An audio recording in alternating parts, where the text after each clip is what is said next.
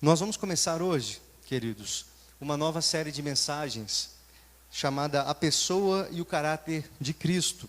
Nós vamos ter 5 ministrações e nós vamos até o finalzinho do próximo mês, o próximo mês de julho, tá? Então hoje nós vamos começar Jesus Cristo Mestre.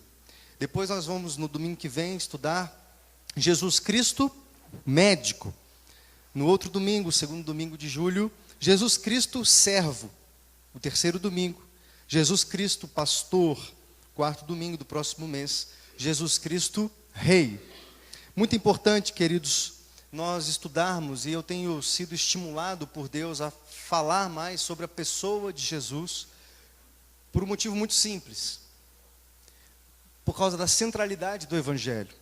Nós muitas vezes temos no púlpito muito mais uma sessão de autoajuda do que propriamente entronizar Jesus Cristo como centro de tudo, absolutamente tudo aquilo que nós precisamos.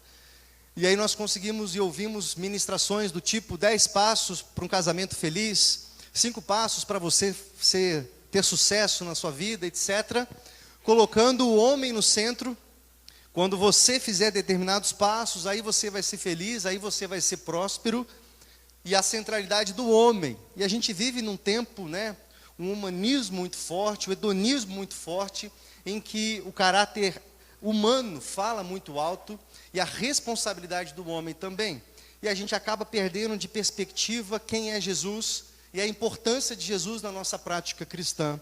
Por isso, esse justifica a nossa série de mensagens, a pessoa e o caráter de Cristo, porque nós precisamos da centralidade de Cristo, a centralidade do Evangelho nessa igreja, amém, queridos?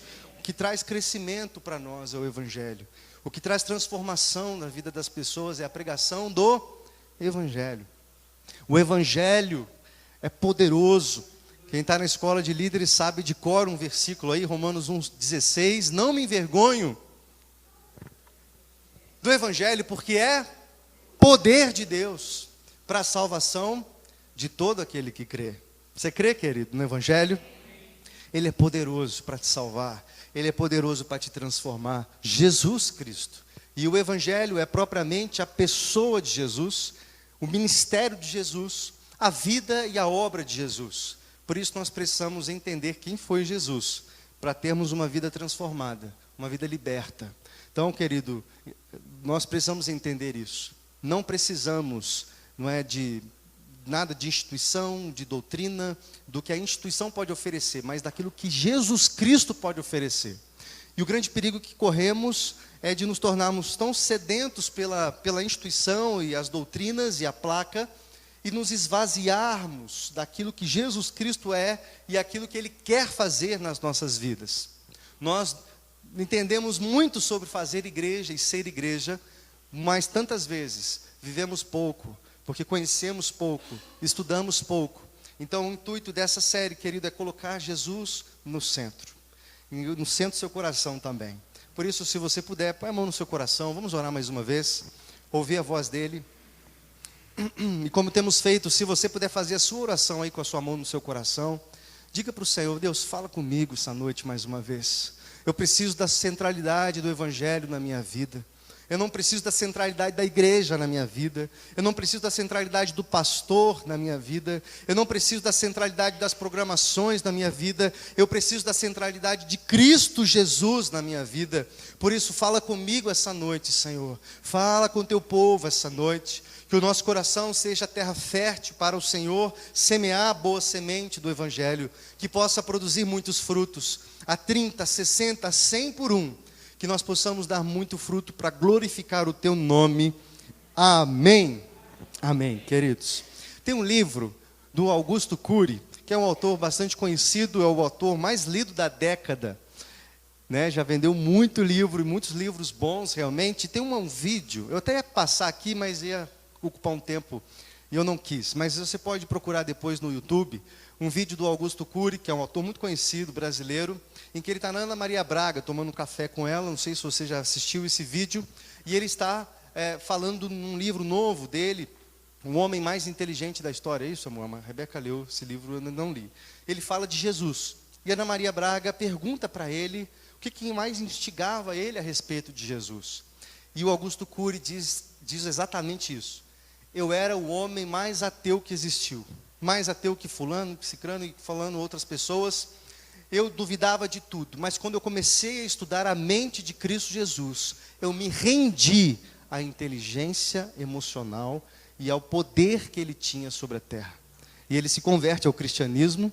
Não é? Ele fala, eu sou um cristão hoje, porque eu me deparei com a pessoa de Jesus, e isso abriu a minha mente. Eu me rendi, eu me prostrei diante dessa figura que dividiu a história. E tem um livro dele, chamado Mestre dos Mestres, em que ele tem algumas frases interessantes. Eu gostaria de ler algumas delas para você. Acompanha comigo. Olha o que esse homem diz, é realmente muito interessante, um homem que era ateu dizer essas coisas aqui. Jesus foi o mestre dos mestres, o maior educador da história. Ele conseguia atingir com delicadeza, sabedoria e perspicácia as regiões mais profundas do inconsciente de seus complicados discípulos. Fico perturbado ao constatar que ele aproveitava homens incomuns para dar solenes ensinamentos. Que homem era esse que atuava como artesão das emoções e escultor da inteligência, quando o mundo desabava sobre ele? Transformou homens que cheiravam a peixe em homens que exalavam o melhor perfume da inteligência. Fez em pouco tempo o que raramente as universidades conseguiram em séculos de existência. Esse homem se rendendo a Jesus, ele colocando o mestre dos mestres. Ele continua, mesmo que Cristo não tivesse feito nenhum milagre, os seus gestos e pensamentos foram tão eloquentes e surpreendentes, que ainda assim, ele teria dividido a história.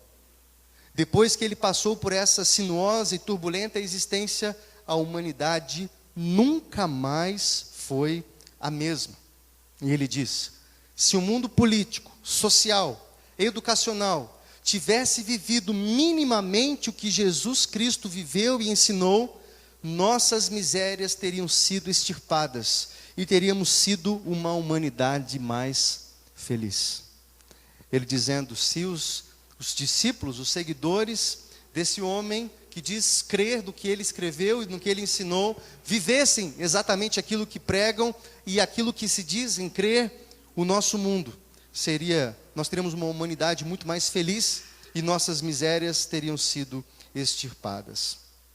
Queridos, aí está a sociedade reconhecendo a importância de Jesus e os ensinos de Jesus para a história da humanidade.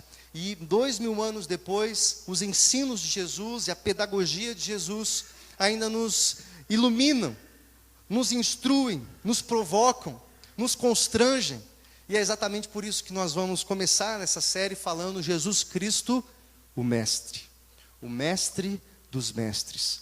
Aquele que, por meio de uma pedagogia tão maravilhosa, encantadora, como esse autor diz, transforma homens comuns, cheios de dilemas, temperamentos difíceis, crises existenciais das mais diversas, mas ama, confronta, ensina, cuida.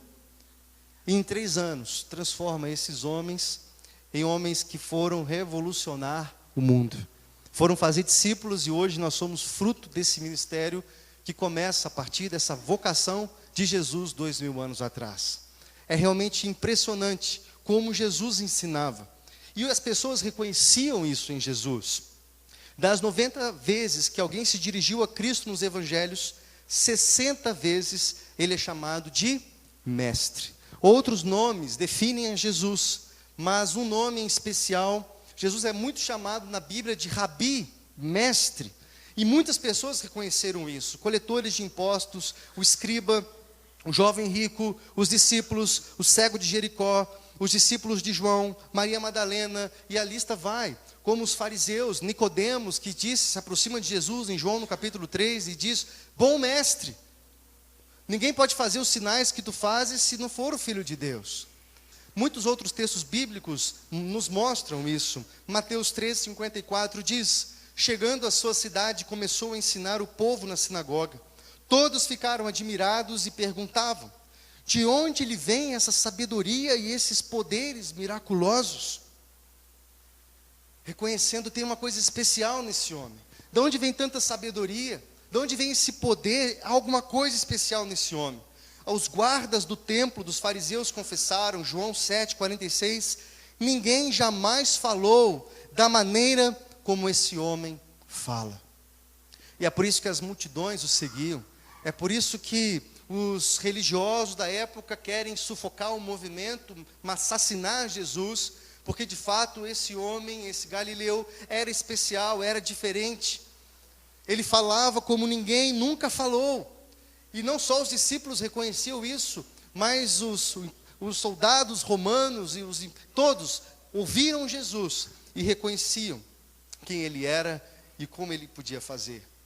Se você puder abrir comigo a sua Bíblia, querido, em Mateus, no capítulo 7, é esse texto que eu quero ver com você essa noite. Mateus capítulo 7, a partir do versículo de número 24. Vamos ler até o 29. Se você quiser também está exposto aqui à frente. Mateus capítulo 7, versículo 24 até o 29. Diz assim: portanto, quem ouve estas minhas palavras e as pratica, é como um homem prudente que construiu a sua casa sobre a rocha. Caiu a chuva, transbordaram os rios, sopraram os ventos e deram contra aquela casa e ela não caiu, porque tinha seus alicerces na rocha.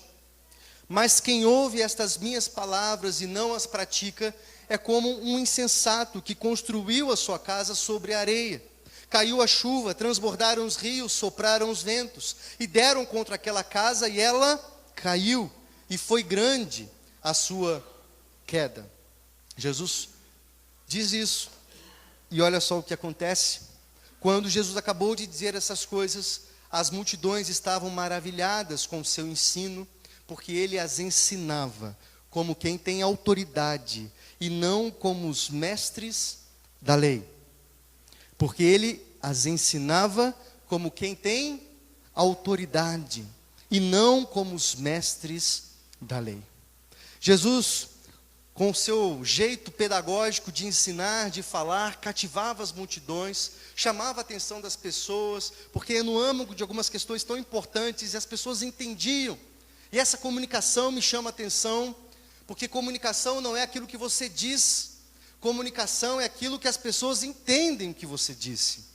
Então, informar não é comunicar, pregar não é comunicar. Jesus não lançava palavras ao vento, ele não simplesmente dizia coisas, ele ensinava e se preocupava com os ouvintes, como eles poderiam entender, para que a comunicação de fato fosse realmente efetivada. Nós precisamos aprender isso com Jesus. Será que nós hoje comunicamos o Evangelho para as pessoas? Será que o nosso culto, o nosso jeito de ser igreja comunica com as pessoas? Ou nós comunicamos conosco mesmos?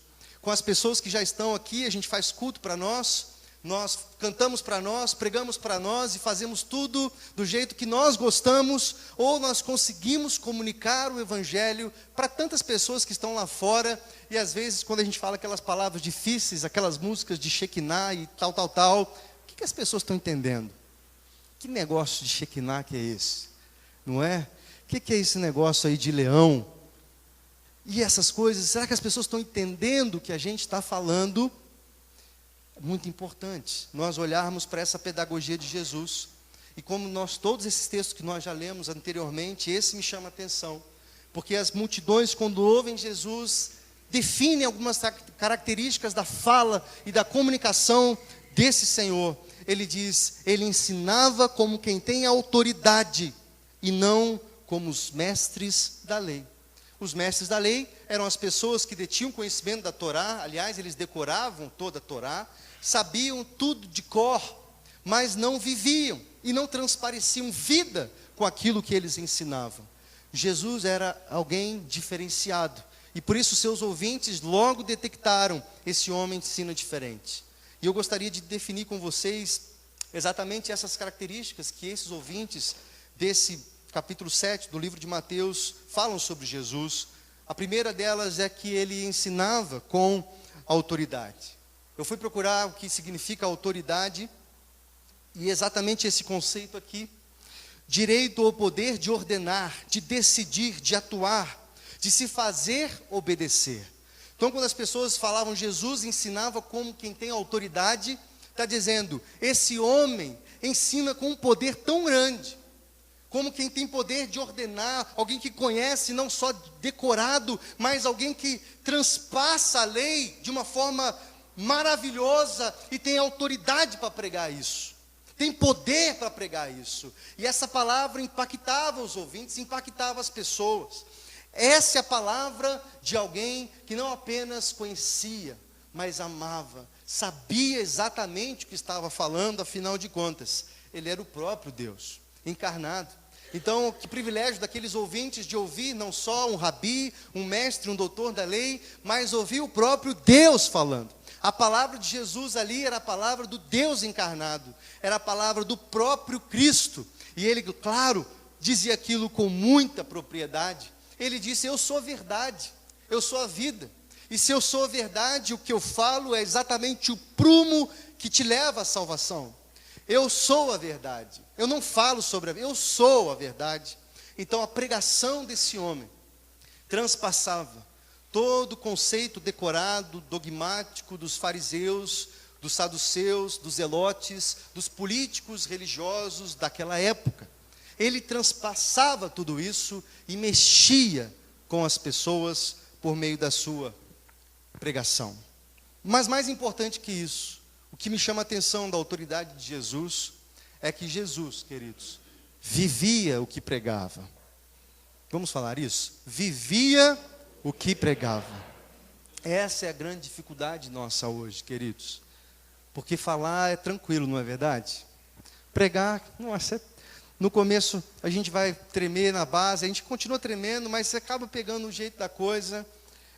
Não é o mais difícil falar, ou, né, como alguns dizem, até papagaio fala, não é verdade? O pregar, quantos pregam? Quantos falam dessa palavra? Quantos sabem versículos de cor? Quantos falam, mas, queridos, há uma grande lacuna entre aquilo que muitas vezes nós falamos, pregamos, legalizamos na vida das pessoas, mas aquilo que nós vivemos. E eu creio que a palavra de Jesus era cheia de autoridade, porque ele de fato vivia o que ele pregava. Ele falava, bem-aventurados são os mansos. Ele poderia falar de mansidão tranquilo, porque ele era manso. Ele poderia falar sobre humildade, bem-aventurados humildes de coração, tranquilo, porque ele demonstrava humildade. Quando os discípulos estavam ali conversando de quem seria o maior, o que ia acontecer, ele vai lá, pega uma toalha, amarra na cintura e começa a lavar os pés dos discípulos, uma atitude do escravo.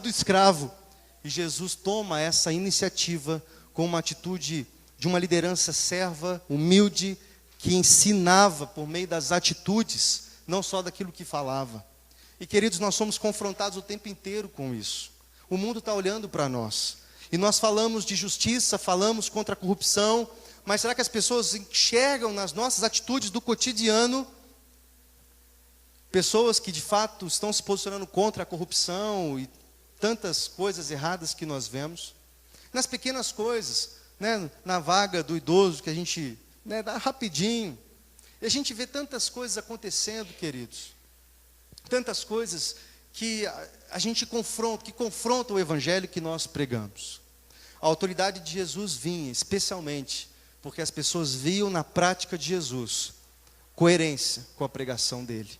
Ele poderia falar muito de perdão, porque ele, depois de ser esbofetado, cuspido, açoitado, né, injustamente, os seus discípulos o abandonando, fugindo, negando, no final de tudo ele ainda olha, pregado na cruz, e diz, Pai, perdoa esses ofensores, porque eles não sabem o que fazem. Olha o que Jesus, no seu último momento ali de vida, ensinava, a vida de Jesus ensinava, e ele poderia falar sobre perdão.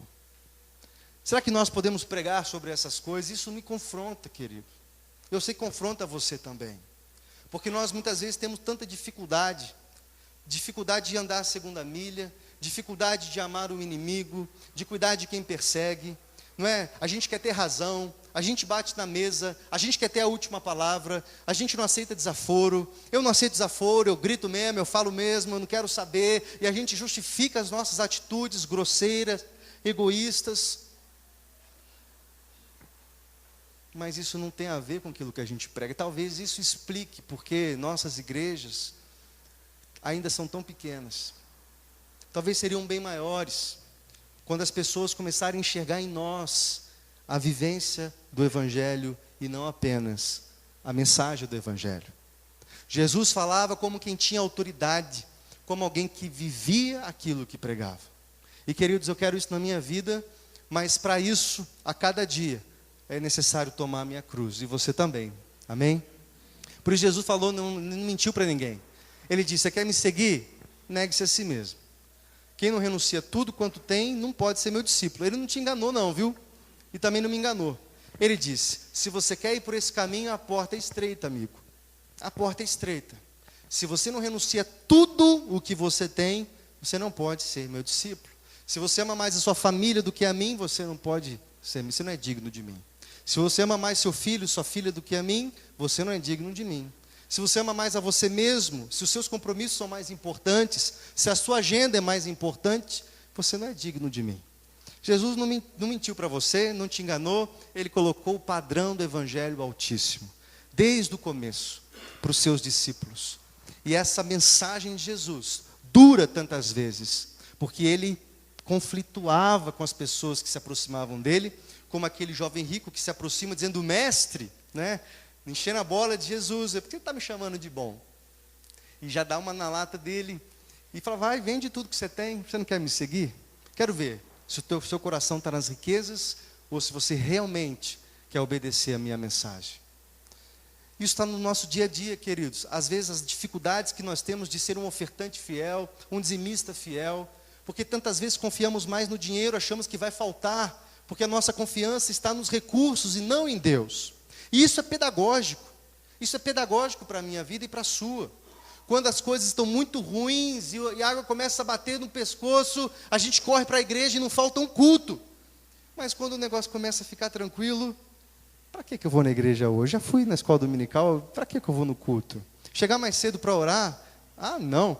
Negócio de célula, já basta sábado, domingo, durante a semana também. E a gente começa a negociar princípios, valores, porque, queridos, talvez isso não queime no nosso coração, como queimava no coração de Jesus. Por isso, tantas pessoas ouvem a nossa pregação e não sentem um coração aquecer. Os discípulos no caminho de Emaús, tristes após a morte de Jesus, cabisbaixos, voltando, começam a caminhar com o próprio Cristo ressurreto, Jesus conversando com eles. Depois entra na casa deles, ele parte o pão, ele é reconhecido, as escamas caem, e eles dizem, não nos ardia o coração quando ele falava conosco? Como que a gente não percebeu que era Jesus? Porque quando Jesus fala, arde o coração. Será que quando as pessoas ouvem você falar, o coração delas arde? Será que com os olhos delas, as escamas começam a abrir?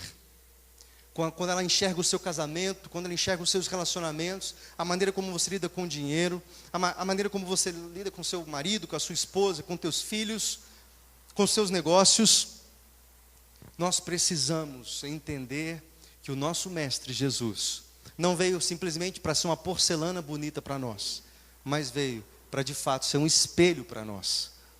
Porque como ele mesmo disse nas palavras que nós lemos, quem ouve e pratica é semelhante ao homem que constrói a sua casa sobre a rocha. Pode vir as dificuldades, as tempestades, vai ficar sempre firme. Jesus também, queridos, com a sua pedagogia maravilhosa, ensinava por meio de ilustrações. Ele pintava esses quadros que falavam mais altos que a palavra. E aí está essa habilidade maravilhosa de Jesus de se comunicar, de falar a língua das pessoas. Então ele citava o que as pessoas entendiam, ele falou do camelo e buraco da agulha, para as pessoas entenderem que o rico arrogante, que confia nas riquezas, jamais vai entrar no reino dos céus. Ele fala, é mais fácil, não é, um camelo passar num buraco de uma agulha, do que um rico entrar no reino dos céus. As pessoas começavam a entender. Ele falou sobre a casa construída sobre a rocha, as aves, os lírios, o cisco no olho do irmão, sobre a moeda perdida que foi achada, sobre a figueira, o grão de mostarda, o joio, o trigo, ovelhas, cabritos, o semeador. Ele falava o que as pessoas entendiam. Ele exatamente no âmago. Ele falava aquilo que as pessoas conseguiam decifrar. E nós precisamos entender isso. Às vezes a nossa pregação, queridos, não comunica para as pessoas lá fora. Por isso elas nos acham santarrões, chatos, né, que se acham que tem preconceito de tudo e de todos. Porque na verdade é isso que nós demonstramos e que a grande mídia transmite dos evangélicos, é ou não é isso? Que são os preconceituosos, que não aceitam ninguém. E ao contrário, queridos, nós estamos aprendendo sobre a graça de Jesus e a importância que temos de transformar o mundo lá fora e não aqui dentro. Porque a luz só faz sentido quando ela ilumina algo. Ela não faz sentido debaixo da cama. Nós somos chamados para iluminar lá fora. Nós somos chamados para falar a língua das pessoas. É por isso que eu amo as células.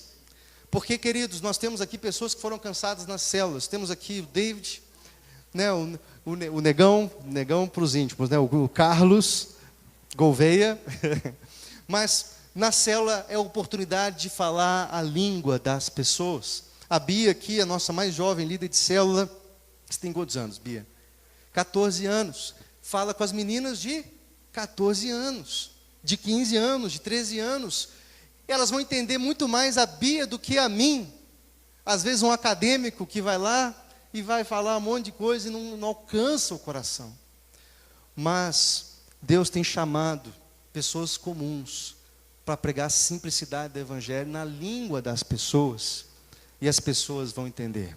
Como Filipe, andando com aquele eunuco, deu para ele a lei, ele vai lendo e está percebendo que o homem lê e não entende nada. Ele pergunta: entendes o que lês? Entendes o que lês? Não estou entendendo nada, me ajuda a entender esse negócio. E ele começa a ensinar. E quando ele entende: eu quero ser batizado, é agora, o que me impede? Não tem nada, tem um riozinho ali, vamos embora. Tem água ali, vamos embora, vamos ser batizados. Porque ele entendeu. As pessoas precisam entender, queridos, o evangelho, a verdade do Cristo que se faz homem, que se faz carne e morre no seu lugar, no lugar das pessoas, para apagar os pecados, para limpar de toda injustiça e comprar a legalidade de uma nova vida, liberta, salva, sarada na presença dele. As pessoas não sabem disso. Muitas pessoas acham que quando derem muito dinheiro vão receber salvação. Quando forem crentes fiéis na igreja, vão receber salvação. Quanta deturpação do evangelho, quanta heresia, quanta simplicidade do evangelho é crer no Senhor Jesus, será salvo tu e sua casa. Esse é o poder do evangelho, no qual nós não nos envergonhamos, porque é poder de Deus para a salvação de todo aquele que crê. Por isso a justiça de Deus se revela no evangelho de fé em fé. O justo viverá pela fé. Por isso a fé, queridos, para crer naquilo que não vemos, na salvação, no sangue de Jesus me cobrindo, me sarando, me curando, me justificando. As pessoas precisam ouvir essa mensagem na língua delas. Por isso Jesus se preocupava tanto em comunicar o evangelho na língua das pessoas, usando essas ilustrações. Jesus ensinava também a teoria, mas também a prática. O ensinamento dele está regado de ação. Tudo que Jesus falava, logo depois tinha uma palavra, um imperativo: vai, meu filho, faz, vai, não peques mais. E eu coloquei alguns aqui, alguns ensinos. Filhos pródigos, voltem para casa e recebam perdão. Era isso que ele queria que as pessoas entendessem depois da parábola do filho pródigo. Ou seja, tinha uma ação, tinha uma atitude depois daquela palavra dele. Não se preocupe com o amanhã, a preocupação é perda de tempo. Em vez disso, confie em mim. Era isso que Jesus estava falando quando quando estava dizendo lá dos lírios do campo, estava falando da ansiedade. Não se preocupa com as coisas, busque em primeiro lugar o reino de Deus, sua justiça, sabe? Tudo vai ser acrescentado, confia, sossega, que foi o que nós cantamos aqui no hino, sossegai. Essa é a mensagem de Jesus, mas tinha ação.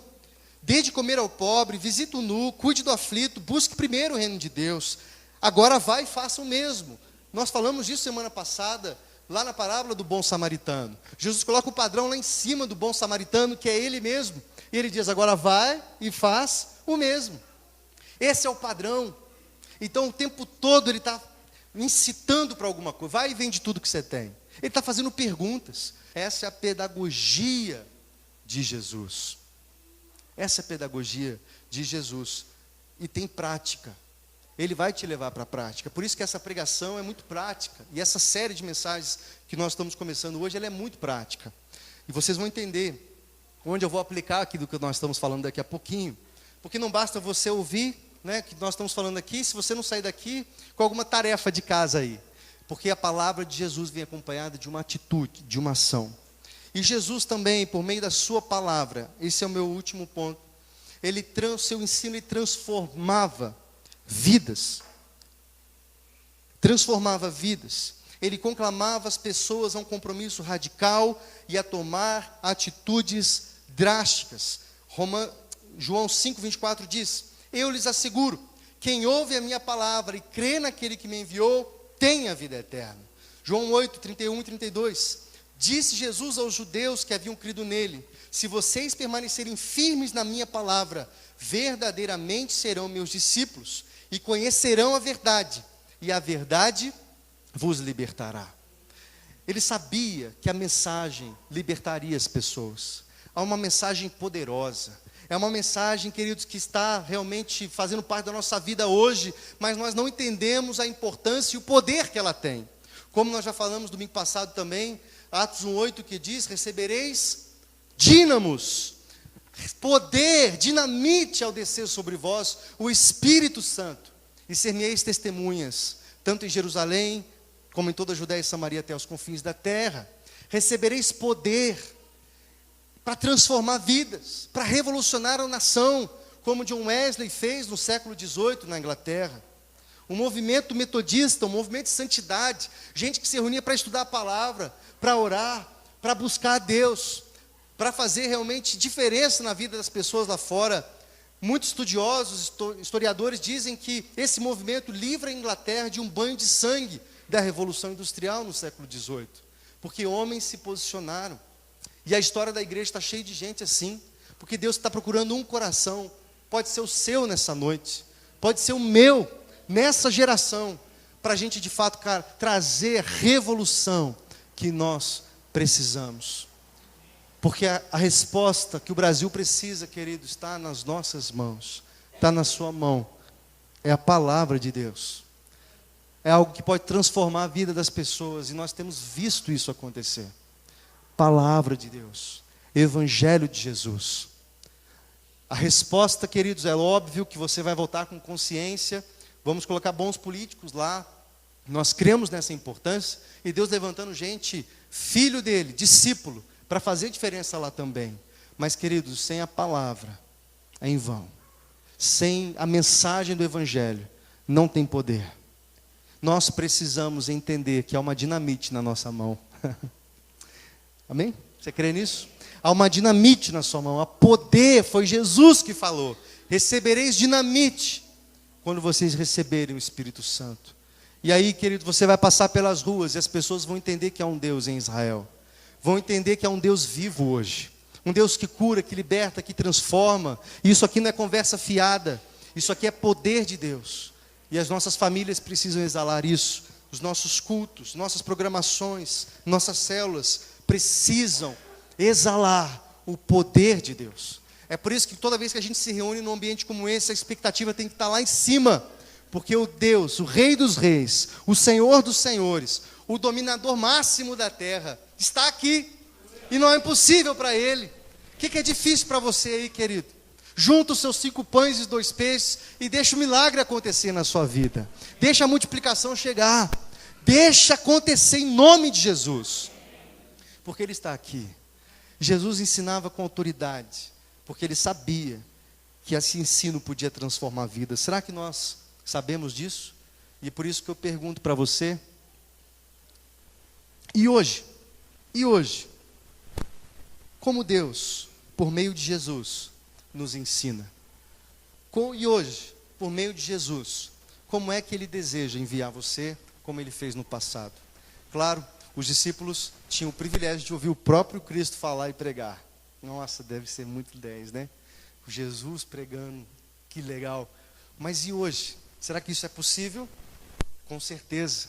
Eu vou dar a vocês, queridos, 3 meios, os mais importantes. Deus falar com você, ministrar na sua vida.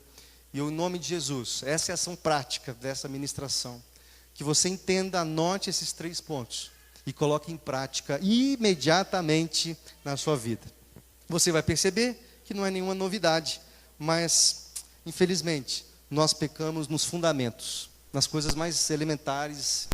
Nós pecamos, falhamos, e por isso perdemos muitas guerras, né, muitas dificuldades na vida. Nós fraquejamos, ajoelhamos e choramos muito mais do que deveríamos. Sofremos muito mais do que deveríamos e poderíamos, porque não confiamos em Deus, não estamos firmados na rocha que é Jesus, e o vento vem e derruba a casa porque estava sobre a areia. Faltou conhecimento, principalmente, queridos, da palavra. Bíblia. Nós hoje estudamos de manhã na escola dominical, Bíblia. E aí eu fiz umas perguntas aí, né, Lucas? Né, Jéssica? Lucas, mais ou menos, hein? Os homens perderam para as mulheres em conhecimentos bíblicos. A Vilma ajudou bem, né, Vilma? Mas nós precisamos conhecer a palavra, queridos. Não só por memorizar ou de saber, né, intelectualmente, cognitivamente, mas principalmente meditar na palavra. Ter tempo com Deus. Tempo de leitura, mas tempo de meditação. Um tempo em que você tem reservado. E se você não tem, querido, um lugar reservado para você ler a Bíblia, um tempo reservado para você fazer isso, coloca aí, faz um compromisso com Deus agora mesmo aí no seu lugar. Coloca, anota aí no papel, no canto da sua Bíblia, escreve: o meu horário de oração é das 6 às 7. O meu horário de leitura da Bíblia, de meditação, é das 8 às 9. Da meio-dia a 1. Eu contei hoje cedo que boa parte da minha faculdade de jornalismo que eu fiz, o meu tempo de oração, o meu horário de oração era no intervalo. Eu acho que eu já falei isso para vocês aqui. Dava lá o intervalo, batia o sinal do intervalo do nosso período e eu corria para o banheiro. O pessoal achava que eu tinha uns problemas. Mas era ali. E eu ficava ali buscando a Deus, orando, meditando. Às vezes o cheiro não ajudava, mas é ali que eu buscava, porque era um lugar que eu estava sozinho buscando a Deus. Meus pais estão aqui, não vai me deixar mentir. Né? Eu trancava a porta do meu quarto, ficava ali, tirei meu quarto de dentro da casa, levei lá para o quartinho, a edícula do fundo, fiquei morando ali um período lá, alguns meses, buscando a Deus, chamando amigos para a gente orar junto e buscando a Deus. E o meu quarto virou a edícula lá do fundo de casa. Era o meu momento, era o meu lugar de oração. Era o meu lugar de ler a palavra, de ouvir Deus, de falar a Deus. Eu tenho convicção em dizer que as minhas maiores e melhores experiências com Deus não foi num culto, não foi num congresso, não foi em encontro, seminário algum, foi no meu quarto. Foi no meu cantinho sozinho, eu e Deus. Direção, provisão, presença de Deus. Queridos, você precisa ouvir a voz do seu mestre por meio da palavra. Deixa ele falar com você. Deixa ele ministrar o seu coração. Você precisa ler, está na tua mão, querido. Todos aqui têm Bíblia, e nós fazemos questão de quem não tem, sair daqui com Bíblia. Nós damos uma Bíblia para você. Cada pessoa que a gente recebe aqui, Bíblia, a gente investe Bíblia na tua mão. Leia a palavra, está na tua mão, querido. Está na tua mão. Então estude, não falte à escola dominical. Temos aqui um grupo bom que se reúne, salas prósperas e abençoadas aqui. Mas nós queremos muito mais, porque é um povo que está se despertando para conhecer a palavra e viver a palavra de Deus. Amém, queridos? Deus fala por meio da palavra. A fé vem pelo ouvir e o ouvir pela palavra da verdade. Deixa o Senhor te ensinar com a pedagogia maravilhosa dele, por meio da palavra. Um segundo ponto importante, queridos, Deus fala conosco por meio do Espírito Santo. Nós, alguns domingos atrás, falamos do derramar do Espírito, então eu não vou me delongar muito nesse ponto, mas nós precisamos entender o que é o Espírito Santo, ter intimidade com ele, cativá-lo, conversar com ele, andar com ele, viver na presença dele, porque era esse poder que andava com Jesus, fazia com que Jesus pregasse com autoridade, encantasse as pessoas e transformasse as pessoas, e esse mesmo poder está sobre você e sobre mim, Por isso Jesus falou, se você crê, verás a glória de Deus. Se você crê, obras maiores do que eu fiz, você fará. A gente crê mais ou menos, né? Mais ou menos, será que é verdade?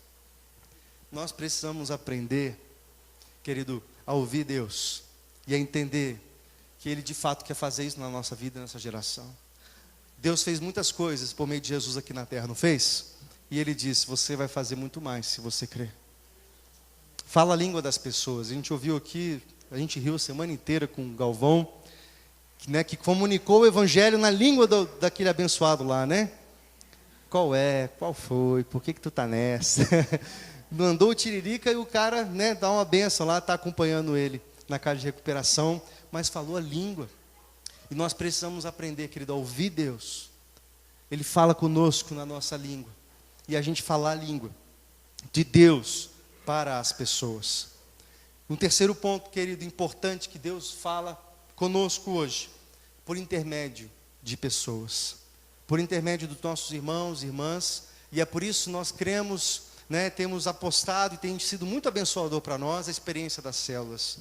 Porque naquela simplicidade, onde estamos ali, as pessoas, né, sem nada de teologia, nada tão emblemático, tão difícil, mas nas práticas da vida, abrindo o coração, Deus usa a experiência dele para falar comigo, a experiência do outro para tratar a minha fé, me colocar para cima. E quantos testemunhos nós temos ouvido de pessoas que, nossa, eu tenho sido transformado, eu tenho visto Deus na vida dos meus irmãos. Pessoas, né, como a Bia, de 14 anos, que se levanta para ministrar, para estar à frente, porque entendeu que não é ela, é Deus por meio dela, e sendo instrumento na vida de outras meninas. Maravilhoso, porque Deus usa outras pessoas para falar conosco. O mesmo Deus que ensinava na terra 2000 anos atrás, por meio de Jesus, ensina hoje, por meio da palavra, por meio do Espírito Santo e por intermédio das pessoas. Amém? Então esteja atento para ouvir Deus por meio da palavra. Esteja atento para ouvir Deus por meio do Espírito Santo, nos momentos mais delicados do seu dia a dia. Ouça o Espírito Santo, ouça a condução. Não tome nenhuma decisão, querido, sem ouvir primeiro o Espírito Santo. Ouça Jesus te chamando. Tu, quando orares, entra no teu quarto, fecha a tua porta, ora ao teu Pai que está em secreto, e o seu Pai que te vê em secreto te recompensará. Entra no seu quarto, querido. Se você não tem, faz isso aí, como eu te disse. Escreve, meu horário de oração é tal, meu lugar de oração é tal. Querido, você não consegue ter uma vida cristã sem isso. Você não consegue ter uma vida cristã sem ler a palavra, sem ouvir o Mestre, Jesus. Sem entender que Ele está falando o tempo todo conosco, e nós precisamos sintonizar o dial na frequência de Jesus, para ouvir a voz dEle, nas experiências mais corriqueiras do nosso dia a dia. Tem um pastor que eu gosto muito, eu vou terminar com essa ilustração dele, é um pastor chamado Jeremias Pereira. Ele é um homem muito engraçado, ele lá de Belo Horizonte, e ele contou algo que me chamou muita atenção, que expressa isso que eu estou falando para vocês aqui. Às vezes a gente não está sintonizado, não está ouvindo ainda o que Deus quer ensinar para nós, porque às vezes ele tem umas pedagogias que a gente não entende, né? As tribulações que você está vivendo, será que não é Deus querendo ensinar você algum princípio da palavra? Alguma coisa que está apertando aí no seu calo, será que não é o bom mestre querendo forjar o teu caráter, te ensinar? Essa é a pedagogia dele. Mas nós precisamos entender que se nós não entendemos, nós entramos em crise. A nossa fé entra em crise. Nós começamos a questionar as coisas, porque nós não estamos sintonizados. O Jeremias conta essa história, diz que ele chamou 3 amigos para ir numa igreja bem pentecostal, um culto abençoado, e ele foi empolgado, mas chegou lá, a igreja estava cheia.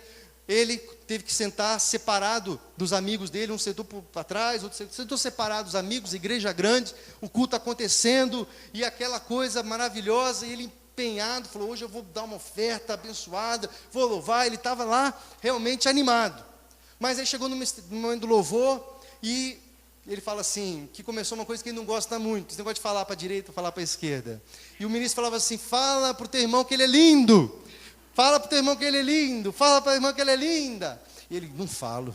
Não fala, eu não gosto desse negócio. E ele começa a ficar incomodado dentro dele, e falou umas 30 vezes no culto: fala seu irmão que ele é lindo, fala que ele é lindo, fala que ele é lindo. E ele bravo lá. Chegou o momento da oferta, o rapaz, o pastor, né, o obreiro, não sei, foi lá falar sobre a oferta e falou assim: você é ladrão.